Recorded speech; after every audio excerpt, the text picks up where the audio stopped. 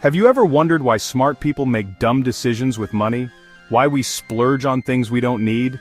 Or tip generously even when we'll never return to that restaurant?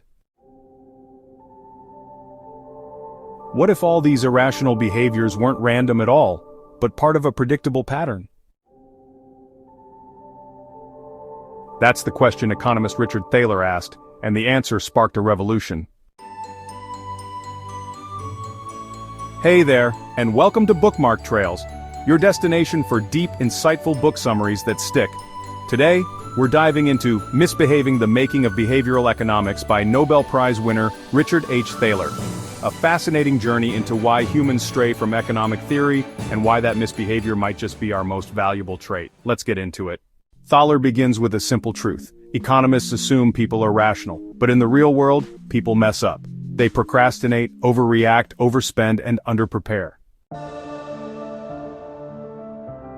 He calls this misbehaving, and it's everywhere. This book is the story of how a young academic noticed all the irrational things people do, and how that curiosity led to the creation of behavioral economics. Why are we willing to pay more for the same beer from a fancy hotel than from a dingy corner store? Welcome to Supposedly Irrelevant Factors, or SIFs. These tiny details, context, wording, setting, shouldn't matter according to traditional economics. But they do, and they influence our decisions in ways economists never accounted for. When we own something, we value it more. It's not rational, it's emotional. Thaler tested this by handing out coffee mugs to some students and asking others how much they'd pay for one. The owners demanded double the price buyers were willing to pay. That's the endowment effect, and it challenges one of economics' most sacred cows. That value is objective. This is where the detective work begins. Thaler started a list of things people do that break economic rules, from loss aversion to overconfidence to status quo bias. It wasn't random, it was a pattern, and it made one thing clear: humans weren't failing economics. Economics was failing to understand humans. Thaler didn't have it easy. Mainstream economists dismissed his findings as fluff. But he wasn't backing down. He kept presenting, testing, debating, and building alliances with psychologists like Kahneman and Tversky. This chapter shows the gritty side of academia, and what it takes to challenge a powerful orthodoxy. We separate our money into mental accounts: rent, food, fun, even if it's all the same money. We treat a $100 tax refund differently than a $100 paycheck. That's mental accounting, a way to simplify decisions, but one that often leads to irrational choices. Ever felt like a price hike was just unfair? Thaler shows that people care deeply about fairness and are willing to punish businesses that violate it, even at a cost to themselves. Economics says people should only care about outcomes, but fairness, it's a force of its own. We look for patterns even where there are none, in stock charts, in sports, in life. These naive theories help us make sense of uncertainty, but they often lead us astray. Thaler reveals just how frequently we act on flawed beliefs, and what that means for investing and beyond.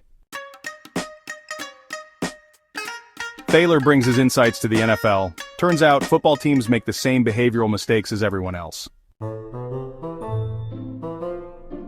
They overvalue first-round picks, they let emotions drive decisions, and they hold on to bad choices because they've already invested too much.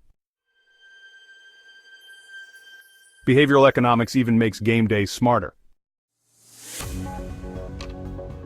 Inside all of us, there's a long-term planner and a short-term doer. The planner sets goals, the doer wants instant gratification, and they fight constantly.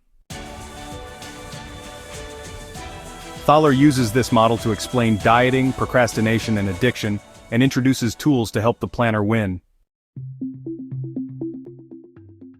Here comes a real-world solution. Thaler and colleague Shlomo Benartzi create the Save More Tomorrow program, helping people commit now to save more later. By syncing with pay raises, it works painlessly. And guess what? People actually stick with it. Behavioral science in action. Behavioral economics steps out of the lab. Thaler advises companies and governments, changing how retirement plans, organ donations, and benefit programs work. Small nudges like automatic enrollment or better defaults make big changes. The real world is paying attention. Thaler and Cass Sunstein co-author Nudge, a global bestseller. It introduces the world to choice architecture, how decisions are shaped by how options are presented. No force, no mandates, just smart design to help people make better choices. From school lunches to climate policy, nudging becomes a movement. Behavioral economics isn't theory anymore, it's practice.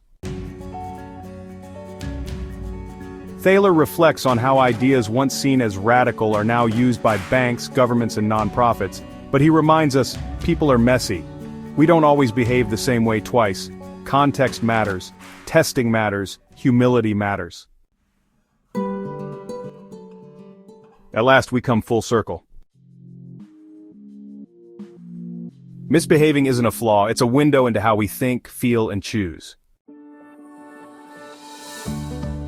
Thaler shows us that by studying these so-called mistakes, we gain better tools to build systems, policies, and lives that work for real humans, not idealized models.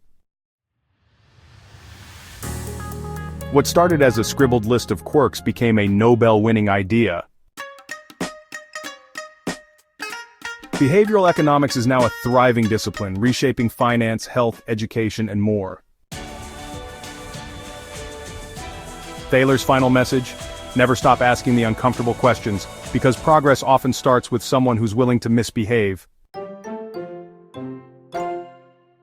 If you found this summary insightful, give it a like, hit subscribe, and tap the bell so you never miss a book that challenges the way you think. This is Bookmark Trails, where books meet real life. Thanks for listening. Until next time, keep reading and keep exploring.